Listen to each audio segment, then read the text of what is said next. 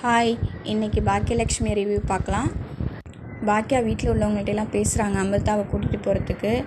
இப்போ சொல்கிறாரு எழில் நான் கூட்டிகிட்டு போகிறேன்னு. எழில் யாருமே கூட்டிகிட்டு போகக்கூடாது அப்படின்னு சொல்லி எழில சொல்கிறாங்க.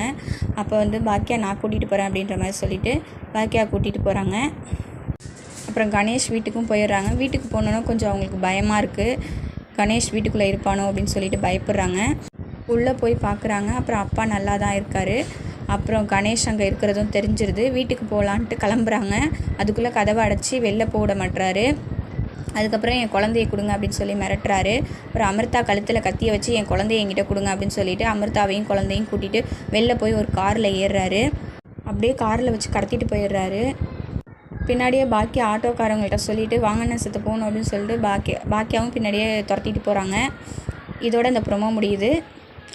இதில் பார்த்திங்கன்னா எனக்கு பிடிச்ச கேரக்டர் பார்த்திங்கன்னாக்கா எழில் எனக்கு ரொம்ப பிடிக்கும். உங்களுக்கு யாரை பிடிக்கும்னு கமெண்ட் பண்ணுங்கள். தேங்க்யூ.